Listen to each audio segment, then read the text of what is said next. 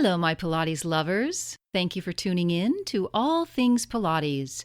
I'm your host, Darian Gold.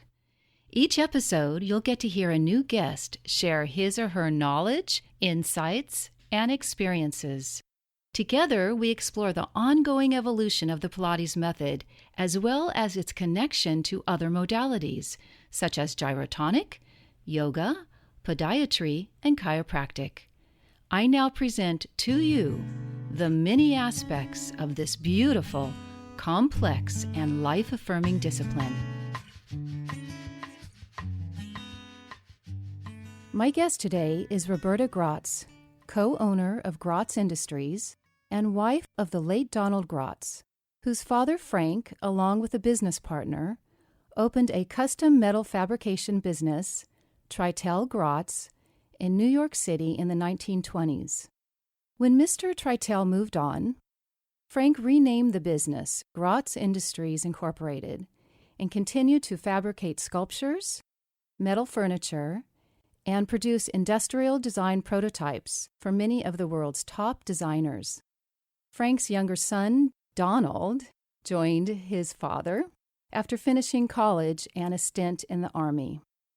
At one point in the mid-1960s, one aspect of their metal furniture business began to slow down, leaving room for a unique but untested type of business. On a serendipitous afternoon in 1968, Donald, while delivering a metal furniture piece to one of his customers, met Romana Kryzanowska at his customer's home. Romana had needed a manufacturer for her apparatus, as more and more teachers were arriving at her studio, eager to learn Pilates from her and then needing apparatus to work on at home. It was this fortuitous meeting with Romana that opened a new line of business for Gratz Industries, located at that time in Long Island City, Queens. It was the birth of classical Pilates apparatus. A beautiful working relationship developed between the metal fabrication manufacturer and the keeper of the Pilates flame. Donald took Romana's notes, drawings, and existing original Pilates apparatus designed by Mr. Pilates himself, and reverse-engineered the various pieces. Their special connection meant that many teachers learning the Pilates system from Romana were now able to open their own studios, fully equipped with Gratz Industries apparatus. During this new growth period, Donald went on a blind date with a young reporter named Roberta Brandes. Roberta began her journalistic career as a copy girl in 1963. She quickly rose up to become a reporter for the New York Post in 1965, where she spent the next 15 years. Roberta would go on to author 5 books and write various articles which appeared in the Wall Street Journal, New York Times, Nation, and Daily News. After dating for roughly a year and a half, Donald and Roberta married and had 2 children. Donald's new Pilates endeavor with Romana was blossoming, and many times after spending the afternoon with her, and in the throes of developing the entire Pilates line, he'd say to Roberta, "You have to meet Romana. She is so amazing. What a genius she is." Roberta had no interest in this weird thing called Pilates, and continued to report and write articles for the New York Post about the city. Then, in 1982, Roberta was in a car accident, and Donald immediately knew Romana could help Roberta in her recovery. Reluctantly, she went to meet with Romana, followed Romana's instructions, got better, and happily has been practicing Pilates ever since. Donald passed away in November 2003. And Roberta was determined to keep the family business alive, even though the survival rate of small businesses in New York City was very low. The immense loyalty and support Roberta felt from the Pilates community caused her to feel a great sense of obligation to continue to keep the Pilates business going as well. Calling in from New York to talk about Donald and his contributions to the Pilates community is Roberta Gratz. Hello, Roberta. Welcome to All Things Pilates. Hi there. Good to be with you. Roberta, on that fortuitous day, when Donald delivered a metal furniture piece to a customer and he met Romana for the first time, do you remember him sharing anything about this accidental meeting? And can you speak more about that relationship between Donald and Romana as they continue to work together? Well, I just remember primarily him telling me what a great person she was and how sweet and smart. And I hadn't heard that from him about many customers. Often, if anything, he complained to me about his customers, especially because a lot of them were decorators. And even though my mother was a decorator, he didn't have much love for decorators. So, at any rate, he just adored Romana. And when they first made the apparatus for the department store, Henry Bendel, Donald told me that he was doing this. I didn't understand what Pilates was. I really didn't care. I only cared that he was doing it for the department store, which Bendel's was a very fancy department store. And I said, why don't you get paid in clothes for me? Well, that didn't happen, and I really didn't get interested in it at that time. But at one point, when he was making the apparatus for Romana, and Romana had her studio, he insisted that I go with him one day. We were on our way somewhere, just so I could meet Romana and see the studio. And I met her. She was absolutely charming. I saw all these strange-looking bodies exercising on this equipment that I had no knowledge of. And that was it until I had my car accident. And when Donald suggested that I go to Romana, I said, well, why should I? You don't. Romana could never get him on a machine. As much as he adored her, he just wouldn't do it. So I went anyway, and I haven't stopped going to one studio or another in New York. My instructor now is Nancy Jean McNamara in Cynthia Shipley's new studio. And then I go to New Orleans for the winter, and I work with Larry Gibbous. And I'm very lucky, two terrific instructors on good equipment. On the best equipment. On the best equipment, so I'm told. I've never used anything else. And when I ask any of these experts, but, what's the difference? And they all say, you just know, you can feel it. Well, obviously, they all know, they're sensitive, they do this every day. So I trust that we're obviously doing something right. When you speak about your car accident, what actually happened to you? Oh, you don't want to know the details. I was a passenger, got hit in the side by a truck, and it broke my pelvis and left me with one leg shorter than the other, which I deal with now, and some neck issues. But basically, I'm in good shape, thanks to Pilates. And when you went to see Romana for your first handful of lessons after that accident, correct? Yeah, 2 years later. Oh, okay. What was your impression, though, when you began working with her on the very apparatus that your husband was building? She was brilliant. I mean, she knew exactly what to do with each part of the body. And the studio was filled with all these skinny dancers, primarily back then. And I felt a little like fish out of water, but she was very patient with me, and I followed her instructions and did what she told me. I didn't even realize that I was in the hands of a genius, but I certainly did in retrospect. Does that mean that it didn't take long before you began to feel better and recognized her genius and the genius of Mr. Pilates' designs? Absolutely, because there were days that I would go to the studio just exhausted and say, oh, I really want to do this, don't want to do this, I want to just lie down somewhere. And then I'd go, I'd have my session, and I'd come out absolutely energized and ready for another day. So I was a quick convert. I'd like to be a fly on the wall when you came home and said to Donald, who's looking at you with an I told you so look in his eyes, what you said to him. I have no idea, but I probably said, you should really do it, because he wouldn't do it. He had one thing Romana made for him. He broke his knee on a job installation once, and she created this beanbag, rolling up beanbag, which I gather there's some form of this people use, but this was with the weight on the leg to help his knee, and it did. Oh, But not that from was the wrist. We have a beanbag device for the wrist, but this was for the knee? This was for the knee, and I don't recall what it was. I think David told me. At any rate, whatever it was, it worked. It made his knee much better. And then was he a convert? No, he wouldn't get on a machine.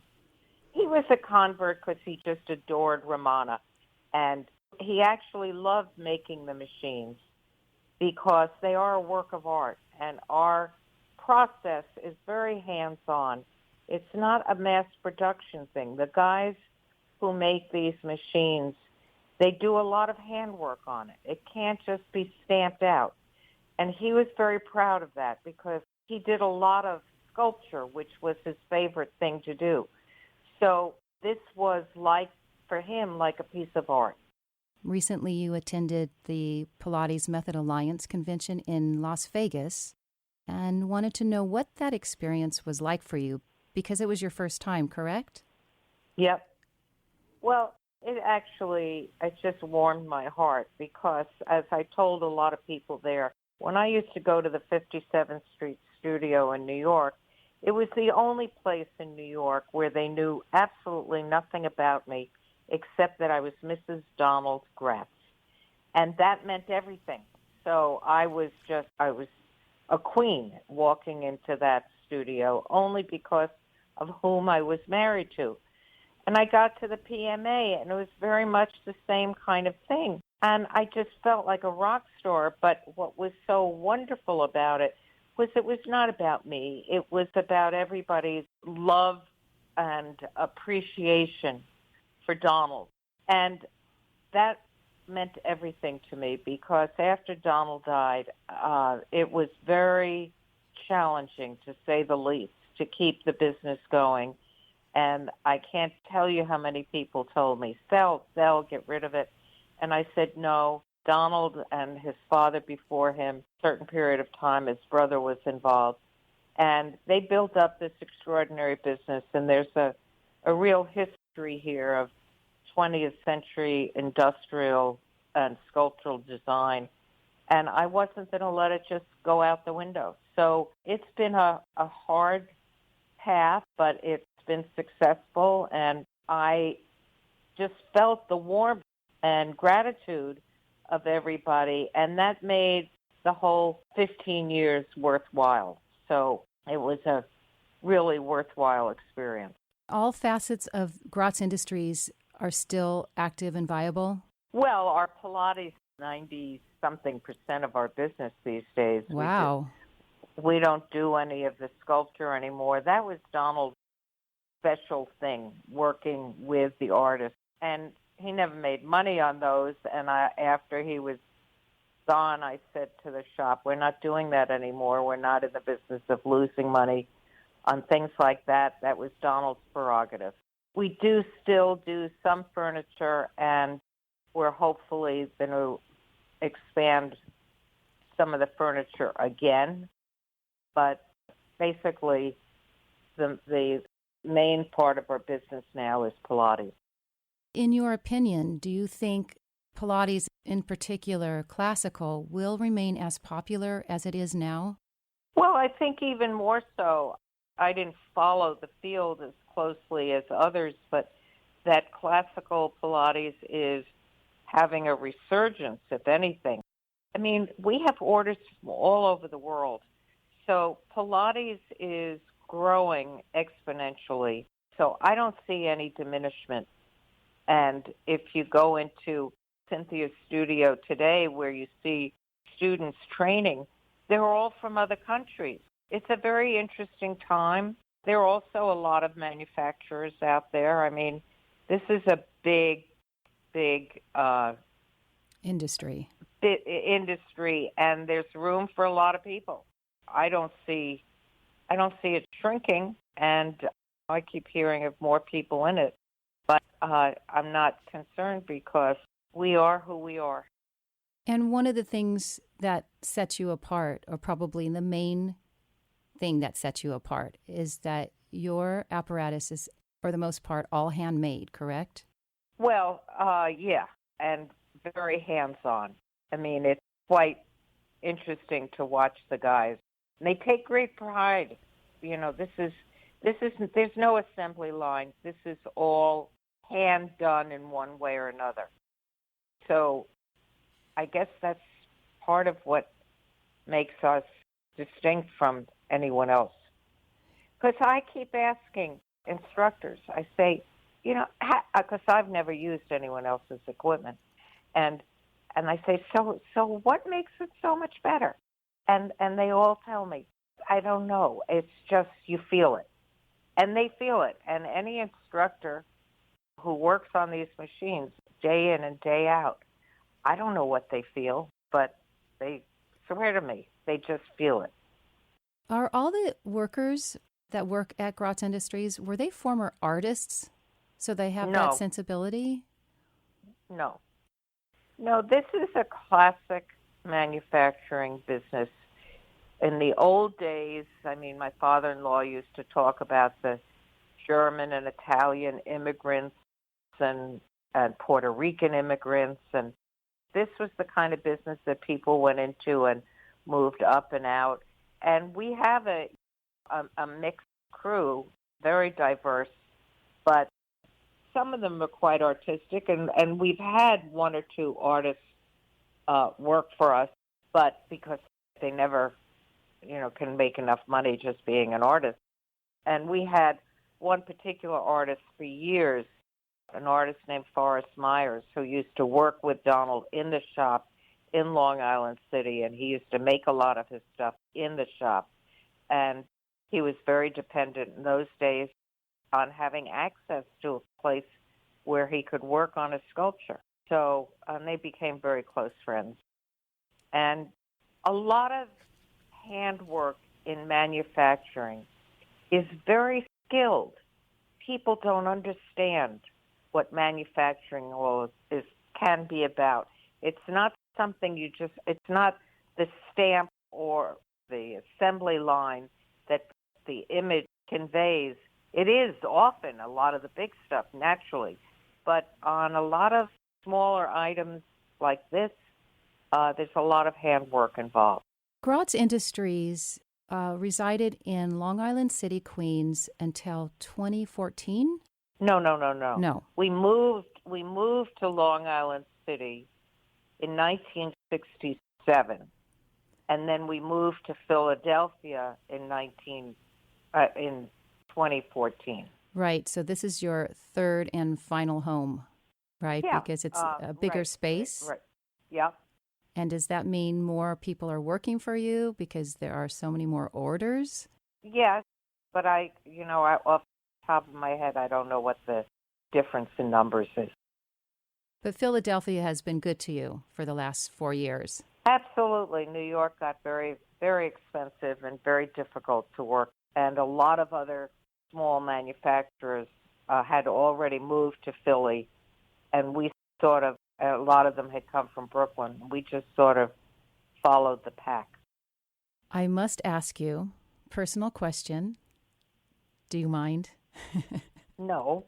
When you went on your blind date with Donald, what was your very first impression of him? He was smart, personable, funny, and very considerate. Was immediately interested in what did I want to do. The plan for whatever our first date was, it was basically up to me. Do you remember what you did? Well, I can't remember whether it was our first or maybe our second date. He asked me what we wanted to do, and I had seen in the newspaper that Ella Fitzgerald was singing at the Carlisle. And I had never gone out with anyone who was so generous as to take me to something as wonderful as Ella Fitzgerald. And I suggested that, and it turned out that Ella Fitzgerald was his absolute favorite singer. He was very into jazz, and I had no idea. So that kind of sealed something for both of us. His thoughtfulness to me, my interest in Ella Fitzgerald did it for him. And it was, I guess, something that just built as we went along. And I have to tell you a funny story, because years and years later, when I suggested to one of our daughters that somebody wanted to fix her up on a blind date, she said, I'd never do that. And I said, well, it's a good thing I did. Otherwise, you would never be here. My daughters just were disdainful of the idea of a blind date. In my day, it was something you really wanted, because I was not the hanging out in a bar kind of person, or it was not easy to meet people. And it still isn't. Right. How long were you married? Just short of 40 years. Wow. And of course, your family approved of Donald very early on, correct? Well, no parent totally approves of their daughter's husband-to-be. They were a little skeptical. My father was very interested in Donald because my father was a dry cleaner, and he related to somebody who was in manufacturing as opposed to if it had been someone who was a big shot lawyer or whatever. So they had a lot to talk about because my father was also very handy and making things. And of course, with my mother was a decorator. So they had things to talk about. They knew, Donald knew the industry, and she, as did she. So he fit in pretty easily. Does that mean he had a designer artistic side to him? No, he really didn't, although he did do a couple of design things that were better than he even realized that he could do. No, Donald's genius was that he could take someone else's design and figure out how to fabricate it. And that was why he was able to do Pilates machines, because that was his art, was the art of figuring out how to manufacture something. So a lot of architects and artists would come to him with designs that they needed someone to be able to make successfully. He was an expert on chair design, so the pitch was right and all that kind of stuff. And artists loved working with him because he was part of the process. So he himself did not have a design instinct. And he also said that it would never be a good idea because you should never be competing with your clients. And he felt that if he were an artist, his clients would feel competitive. But they relied on him to make their artistry work. Roberta, if anyone wants to learn more about Gratz Industries, your website is?